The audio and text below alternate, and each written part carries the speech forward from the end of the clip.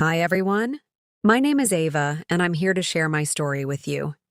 This is a story about love, pain, and finding myself again. It's not always easy to talk about, but I want you to know you're not alone if you've ever felt used or broken. I hope my words touch your heart and help you with your English, too. Let's begin. I was 22 when I met Ethan. My life felt like a puzzle with missing pieces. I grew up in a small town in Ohio, where everyone knew everyone. My mom raised me alone after my dad left when I was 5. She worked 2 jobs to keep food on the table, and I learned early to smile through tough times. But inside, I felt empty, like I was waiting for something or someone to make me feel whole. I moved to Chicago for college, chasing dreams of becoming a graphic designer. The city was loud and bright, so different from home.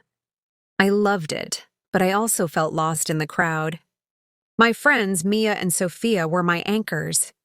We'd spend nights laughing at coffee shops or dancing at clubs. Still, I craved something deeper. I wanted love, the kind you see in movies, where someone looks at you like you're their whole world. That's when Ethan walked into my life. It was a rainy Tuesday in March.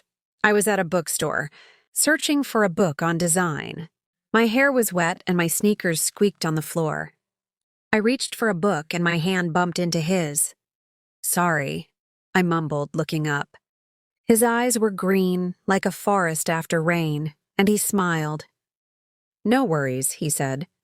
"You like design too?" His voice was warm, like a cozy blanket. We talked for hours that day.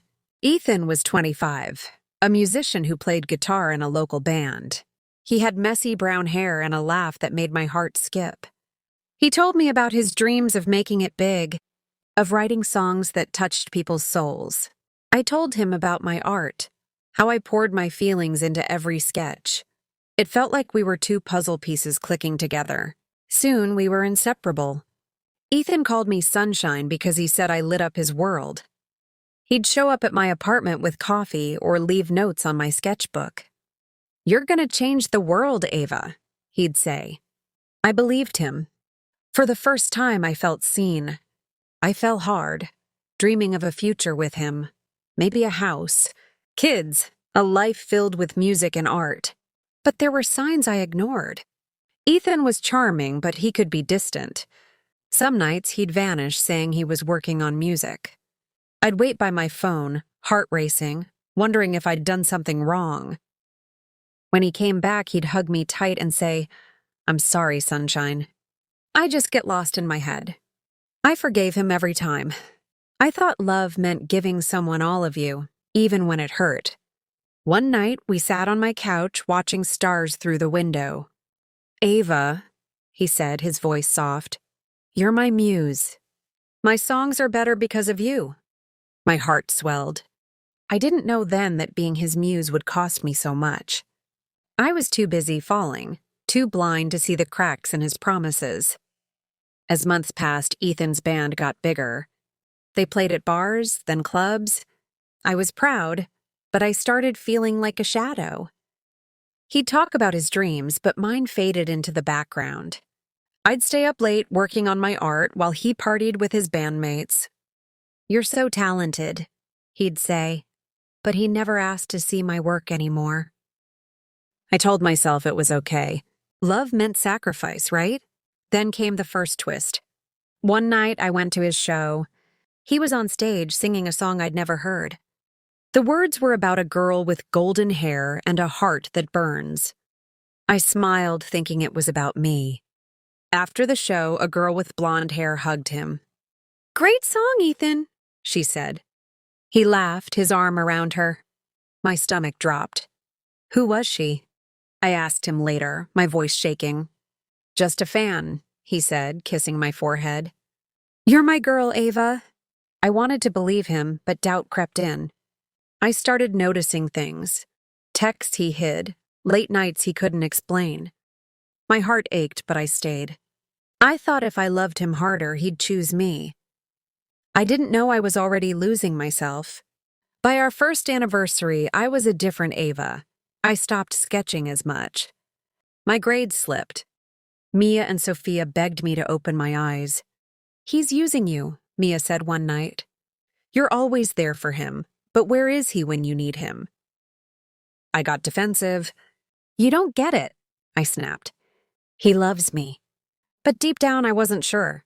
Ethan's band was taking off. They got a deal to record an album. I was thrilled for him, but I felt like I was fading. He'd call me when he needed something, money for equipment, a ride, or just someone to listen. I gave him everything, thinking it proved my love. He'd say, "I'll pay you back, sunshine," but he never did.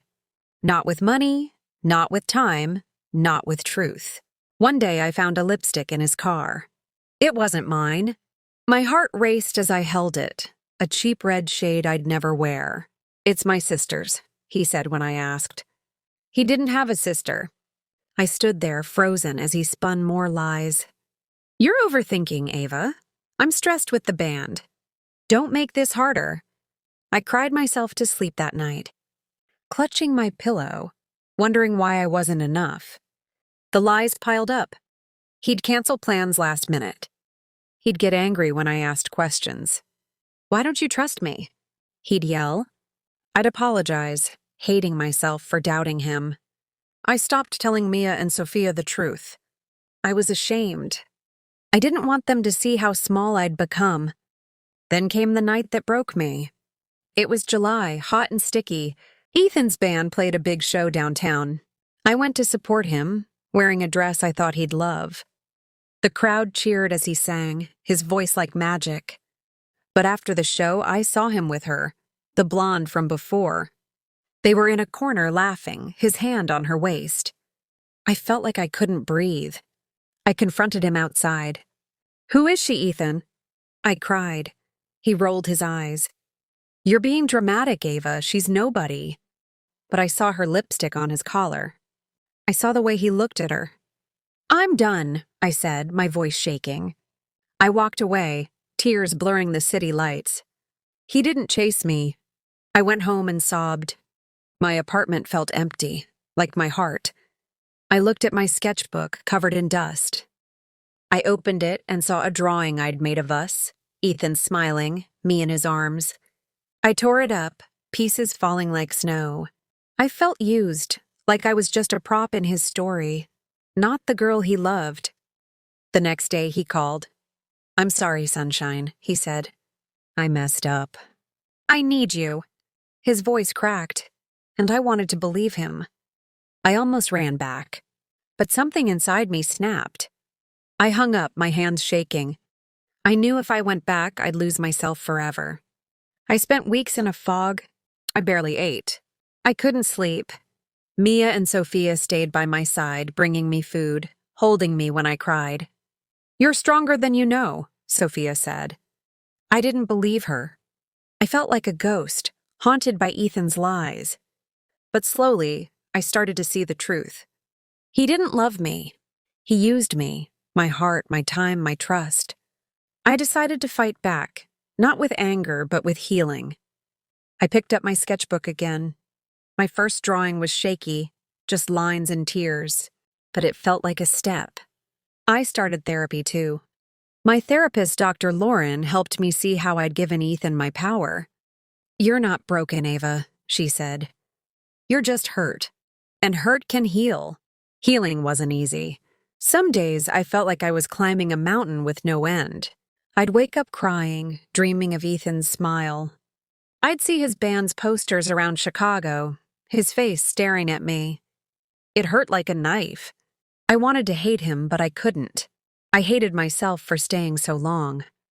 Therapy helped, but it was hard. Dr. Lauren asked me to write letters. To Ethan, things I'd never send. I poured out my pain, my anger, my love. "You made me feel small," I wrote. "But I'm not small. I'm enough." Writing helped me breathe again. I started to see Ava, not just Ethan's sunshine. I went back to school, focusing on my art. My professors noticed my work getting stronger. "You've got something special," one said. I blushed, unused to praise.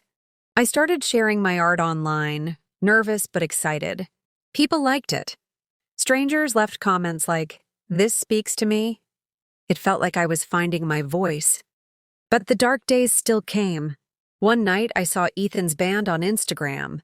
They were touring now, playing big venues. The blonde girl was in the photos, smiling next to him. My chest tightened. I wanted to scream. Instead, I called Mia. "Why does it still hurt?" I asked. She hugged me through the phone. "Because you loved him, Ava, but you're gonna love yourself more." I kept going. I joined a yoga class, feeling my body grow stronger. I laughed more with my friends. I started a blog, sharing my art and my story. I called it Finding Ava. Writing felt like therapy, too. I was honest about my pain, my mistakes. Readers wrote back saying they felt less alone. It gave me purpose. Then came another twist. One day, Ethan texted me. "I miss you," he wrote. My heart raced. Part of me wanted to reply to hear his voice. But I remembered the lies, the lipstick, the way he made me feel small. I deleted the text. It hurt, but it also felt like freedom. I wasn't his anymore. I was mine. I started dating again slowly. My first date was with Noah, a kind guy from my art class. He was shy, with glasses and a warm smile. We talked about books and dreams. He didn't call me sunshine, but he listened. It wasn't love, but it was hope. I realized I could feel something new, something real. By winter, I was different. My blog grew, and I had thousands of followers. I got an internship at a design studio. I felt proud, like I was building a life I loved. But the pain lingered like a bruise. I knew healing wasn't a straight line. Some days I'd cry for no reason. Others, I'd dance in my kitchen singing off-key. I was learning to hold both, the hurt and the joy. A year after the breakup, my life was brighter. My internship turned into a job. My blog became a community. I was Ava, not just the girl Ethan used. But life has a way of surprising you. One day, I got an email from a girl named Lily. "I need to talk about Ethan," she wrote. My heart stopped. I met Lily at a cafe. She was 20, with nervous eyes and red hair. "I saw your blog," she said. "I think Ethan did to me what he did to you." Her story was like mine: charm, promises, lies. He'd called her Starlight, made her feel special, then broke her heart. There was another girl, too, she said. The blonde. Her name was Chloe, and she was with Ethan now. Lily's words shook me. I wasn't alone. Ethan hadn't just used me. It was a pattern. I felt angry not just for me, but for Lily, Chloe, and who knows how many others. "He told me I was crazy," Lily said, tears falling. I hugged her. "You're not crazy," I said. "He's the one who's wrong." We talked for hours. Lily wanted to warn others. I did too. We decided to share our stories on my blog. Not to hurt Ethan, but to help girls like us. I wrote a post called "He Used Me." I told the truth, every lie, every tear. Lily added her story. We posted it, hands shaking. The response was huge. Thousands read it. Girls commented, sharing their own stories. Some knew Ethan. Others had met guys just like him. It felt like a wave, like we were breaking a spell. But not everyone was kind. Ethan's fans attacked us online, calling us liars. It hurt, but I stood tall. I knew my truth. Then Ethan reached out. He called, his voice angry. "You're ruining my life, Ava," he said. "Take it down." I stayed calm. "I'm telling my story," I said. "You don't get to control me anymore." I hung up, my heart pounding. For the first time, I felt powerful. Chloe contacted me next. She was quiet, ashamed. "I didn't know," she said. "He told me you were obsessed with him." I believed her. We talked, and I saw she was hurt too. Ethan had used her just like us. "You're not alone," I told her. We cried together, strangers connected by pain. The blog post changed things. Ethan's band lost fans. Clubs canceled shows. I didn't want revenge, but I felt justice. He couldn't hide anymore. I kept writing, sharing stories of healing. My blog became a safe place, a light for girls in the dark. I grew too. I spoke at a local event about self-love. My voice shook, but the crowd clapped. I felt like I was flying. Noah and I got closer, not as a couple, but as friends. He believed in me, and that meant the world. I started a new art project, a series about healing. Each piece was a step toward peace. 2 years after Ethan, I'm 24. I'm not the girl I was. I'm stronger, braver, but still human. I still have hard days, but I know how to hold them. My blog, Finding Ava, is my heart. It's helped thousands, and that's my proudest moment.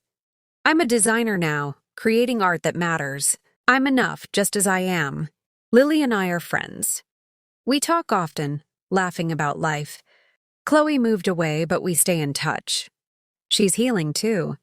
Ethan's band broke up. I don't know where he is, and I don't care. He's my past, not my future. I've learned love isn't about giving everything. It's about sharing, growing together. I'm not ready for a new relationship, but I'm open. I love myself first, and that's enough. My friends Mia and Sophia are my family. They remind me who I am when I forget. My art is my voice. My latest project, Healed Hearts, is in a gallery. At the opening, I stood in a room full of my work, tears in my eyes. Strangers said my art touched them. I thought of the girl who tore up her sketchbook, and I smiled. She's still in me, but she's not alone. I want to share a piece of advice with you, my viewers. If someone makes you feel small, walk away. You are enough just as you are. Love yourself first, because that's the love that lasts. Don't let anyone use you. Your heart is too precious for that. Thank you for listening to my story. If it touched you, please like, comment, and subscribe. Share it with someone who needs to hear it. Let's build a community of healing together. You're not alone, and you're stronger than you know. Keep shining, okay? Hit that subscribe button and join our family. Comment below with your story or what this meant to you. Let's lift each other up. See you in the next video.